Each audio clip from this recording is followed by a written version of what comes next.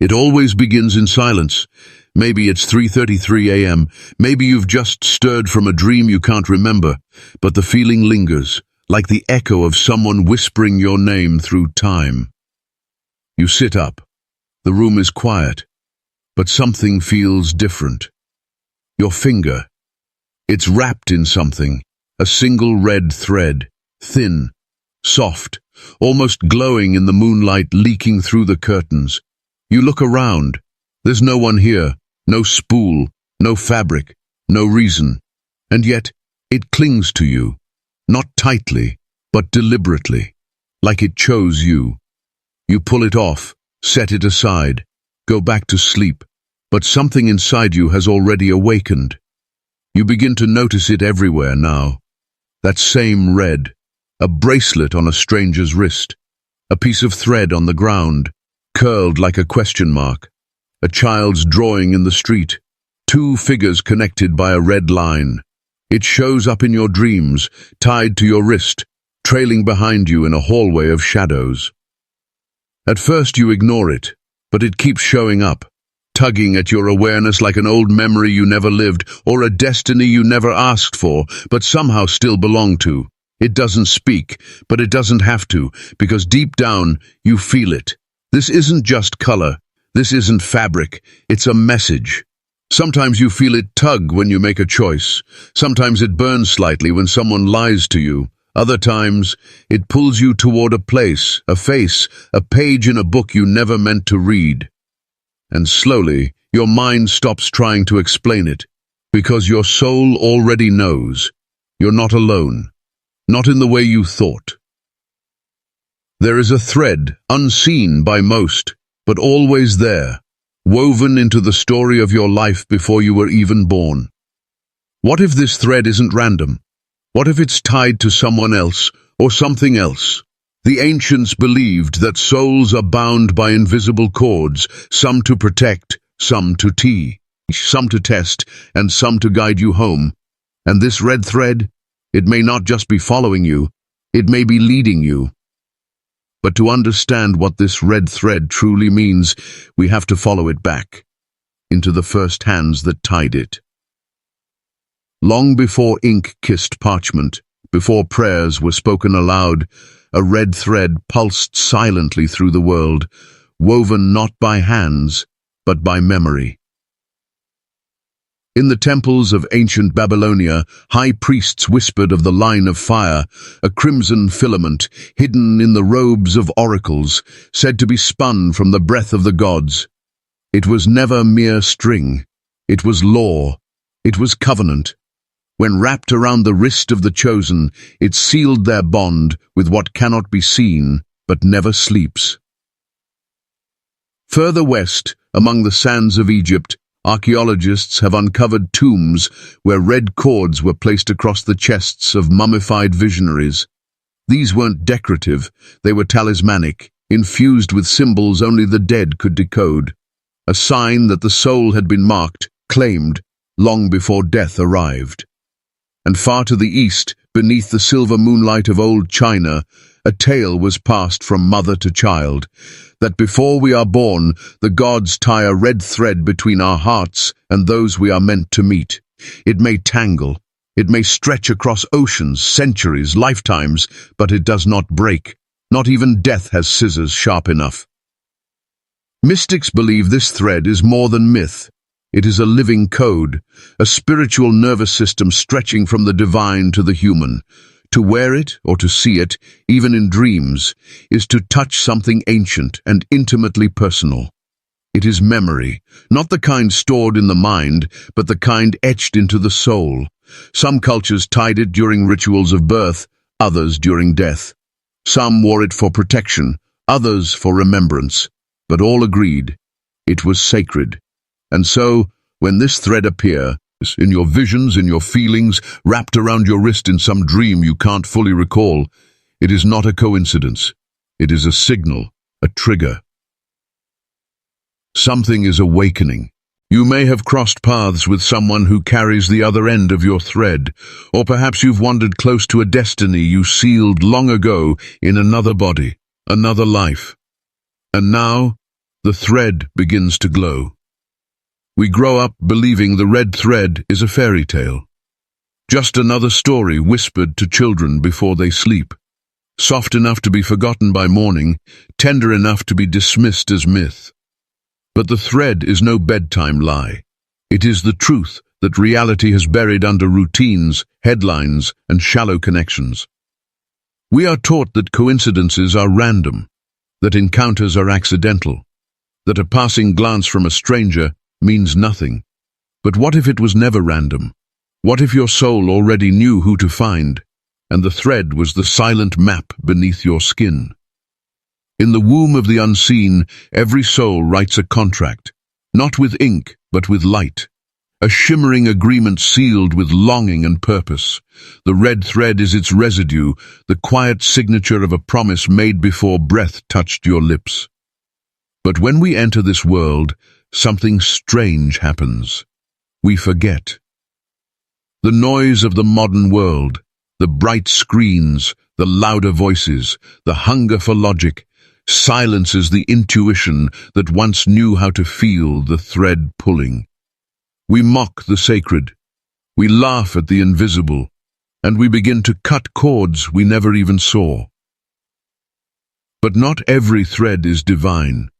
Some are forged in shadow, born from trauma, obsession, or karmic debt. These are not soul ties. These are soul traps. They bind you to lessons that should have ended. They pull you back when you are meant to rise. They echo with voices that do not love you, but do not let you go. And in confusing these bindings with destiny, we lose sight of the true thread that still waits, trembling, quiet, eternal. When we live outside this remembrance, something in us withers. The body forgets how to vibrate with synchronicity. The eyes stop seeing patterns. The heart mistrusts what feels sacred. And yet, there are moments when the veil slips. A name repeats in your dreams. A hand brushes yours, and time slows. A stranger looks at you, and something ancient in you exhales. These are not accidents. They are gentle ruptures in the illusion, reminders that the thread still glows even when you have stopped looking for it. There is a science not taught in universities, a science older than words and deeper than flesh. It is written not with ink, but with frequency, vibrating silently through your cells, echoing softly through your dreams. It is the spiritual science of connection. Imagine this. Two souls meet in a marketplace, a war zone, a hospital room, a forest trail. Their eyes lock. A strange familiarity floods the chest. No words yet, just the unmistakable hum beneath the ribs. I know you. Why? Because the heart remembers what the mind forgets. At the center of your chest, just behind the bone, your heart emits a toroidal field, a spinning infinite electromagnetic rhythm. Science can now measure this. Mystics felt it long before. But what modern tools cannot record is what rides on that wave. Embedded in that field is your soul's frequency signature, like a fingerprint made of light. And it is that frequency which attracts certain threads toward you. These threads, invisible but real, stretch across lifetimes. They form energetic cords that tie you to those whose soul contracts were written beside yours. Not everyone you meet is bound to you, but those who are, you feel it. Not in the head, but in the body, especially the spine. Why the spine? Because it is your antenna. Running up from the base of your body to the crown, your spine is not just a biological column, it is a spiritual ladder, what the ancient yogis called the Sushumna Nadi, the sentis. Channel, through which life force or kundalini rises. Within this channel are energy centers, wheels of power known as chakras. Each one is tuned to a different truth, a different frequency, and when a red thread pulls, it vibrates this channel, especially in the heart, solar plexus, and third eye. Ever felt it? A flutter in your chest the moment someone enters the room. A heat in your spine when your name is called by the right voice. Goosebumps with no cold air. These are not random. These are signatures, energetic fingerprints left on your field by someone whose frequency harmonizes with yours. But it goes deeper. In sacred geometry, the spiral is the key to life. Our galaxies spin in spirals. Our DNA coils into spirals. Our fingerprints, spirals. These spirals are not just shapes. They are maps. Maps of movement, connection, flow. And within these spirals, red threads can wind themselves, threading through your timeline like stitches in divine cloth. This is why some encounters feel scripted, not by fate in the fatalistic sense, but by resonance. Two spirals tuned to each other will eventually cross paths, even if separated by continents, chaos, or choices. Their spirals pull, not by force, but by nature. This is entanglement, the spiritual kind. Quantum physicists speak of entangled particles, two particles separated by space, yet reacting simultaneously to each other. What one does, the other feels.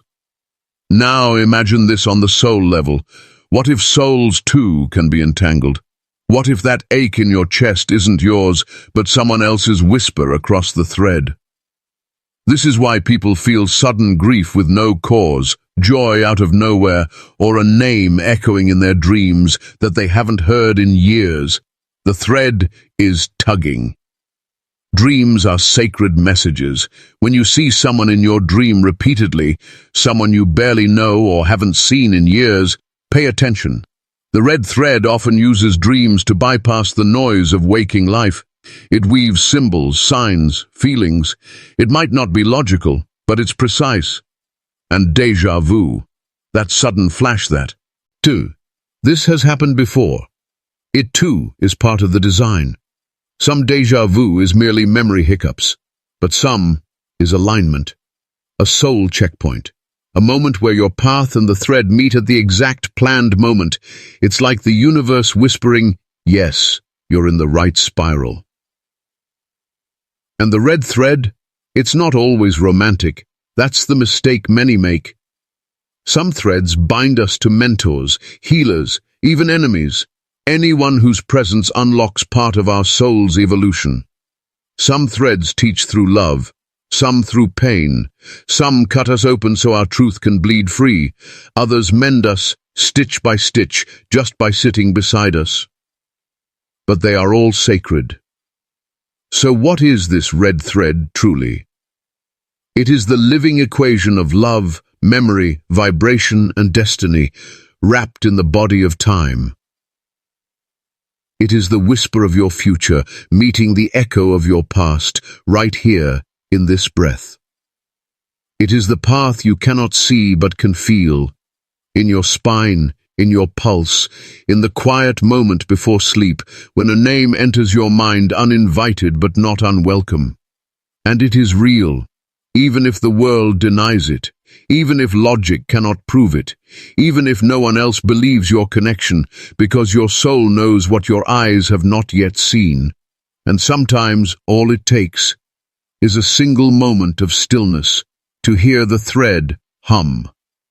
Long before temples rose in Jerusalem, before Kabbalah whispered secrets through desert winds, before red strings coiled around wrists in modern streets, there was a thread, invisible, sacred, woven not by human hands, but by the cosmos itself. This was not just a symbol, it was a blueprint etched across time.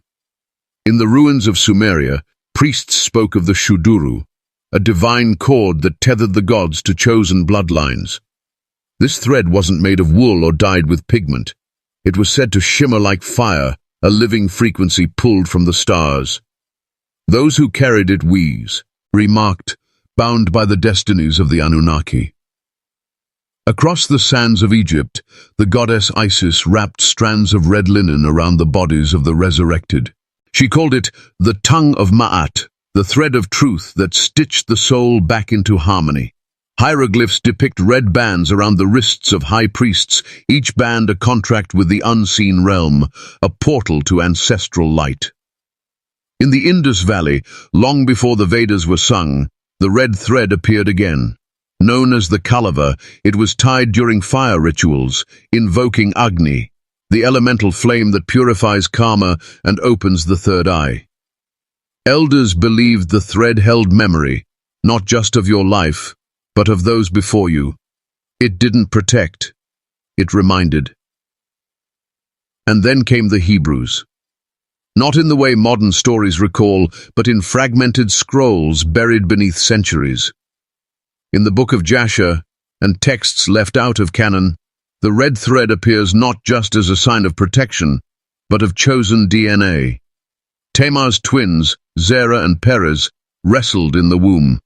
One extended his hand, and a crimson thread was tied to it, marking him firstborn by heaven, though not by birth. This wasn't just a birthright, it was a divine interference in bloodline sequencing. And in Africa, land of first light, the Dogon tribe told of the Nomo, amphibious beings from Sirius who brought not just language and science, but cords of red light. These cords were said to hum when held close to the body, activating inner sight. Elders used them in rites of passage, wrapping them around a child's wrist while whispering, "Remember who you are." Not teaching, triggering. So what was this thread? A woolen charm? A cultural coincidence? Or an ancient technology disguised as myth? Across every civilization, the thread doesn't just appear. It connects between soul and source, lineage and light, death and remembrance. It's not tied for fashion. It's tied to anchor a soul into divine timing, to awaken dormant codes passed through mothers and grandmothers and those who bled under eclipsed moons. It appears in serpent lore, in spiral temples, in the DNA double helix. Even Leonardo da Vinci, in sketches never meant for public eyes, drew spirals around the wrist, encoded with numbers vibrating at the same frequencies as the 528 Hz healing tone, what mystics call the frequency of love, and biologists call the repair tone of the cell. This was the thread the ancients knew, not superstition, not religion, but alignment. And here is the secret. This thread isn't always worn. Sometimes it lives within you, dormant, curled like a serpent at the base of your spine, waiting. Waiting for you to remember the oath you made in a time before time when you said yes to carrying light through flesh. The red thread is not a blessing, it is a summoning. And if all this feels familiar, if your wrist tingles when you read this, if your blood feels like it's listening, then maybe, just maybe, the blueprint never left. It's time to reactivate it. There comes a moment in every soul's journey, a silent breath, a returning, not to a place, but to a vow. Wrapped around your left wrist, the red thread is more than string. It is memory made visible. It is the thread that ties you back to the ones who walked before you, who whispered to the earth with barefoot prayers, who bled in silence so you could speak your truth aloud. But why the left wrist? Why always the left? In the oldest mystical teachings, from Kabbalah to Ayurveda, the left side of the body is the receiving channel. Here, energy enters, karma enters, wisdom too, if we are still enough to let it in. The right side gives to the world, but the left receives from the divine. So when you tie this crimson thread to your left wrist, you are not accessorizing. You are opening a portal. A portal that says, I am ready to remember who I am. This is why in many traditions, the red string is tied by someone else. A grandmother, a priestess, a teacher. Someone who has walked the fire and come out with soul intact. Because energy, once sealed with intention, becomes sacred technology. In ancient Hindu customs, the red thread is called Kalava. Tied during prayers, it binds the body to blessings, protection, purity, truth. In Kabbalistic rituals, the string is wound 7 times, while Psalm 121 is recited, "The Lord shall preserve thy going out and thy coming in." 7. The number of divine completion. 7 chakras, 7 heavens, 7 days to create a universe. And so, one thread becomes an entire cosmos curled around your wrist. But this is not about religion. This is about remembrance. When the thread brushes against your skin as you move, it is the ancestors tapping your shoulder. When it frays, it is not broken. It is fulfilling its purpose, absorbing what was meant for you but never reached you. Some say the thread catches negative energy. Some say it binds your soul to its divine path. Both are true, because the red thread doesn't work on its own. It responds to your alignment, your breath, your intention. Wear it in silence, and it becomes a whisper. Wear it with awareness, and it becomes a song, a living prayer. There are those who mock such things, calling it superstition, aesthetic, fashion. But those who know, they feel the pulse under the thread, the language of light in a single knot. For those brave enough to awaken, the red thread is not tied, it is remembered. Because once, in some life long gone, you promised the divine, "When I forget, send me signs. When I stray, send me thread." And now, you are here. The knot tightens, your soul stirs, and the thread glows softly, not outside, but within. Silence returns now, not the kind that empties, but the kind that remembers. The journey we took together was not through corridors of stone, nor beneath temples of forgotten gods. It was through you, through the temple that is you, through the spine that has waited lifetimes for you to listen. The red string on your left wrist is still warm. The number 33 still glows faintly beneath your skin, and somewhere behind your ribs, that door you once opened is beginning to close. But not fully. You see, sacred things are never locked.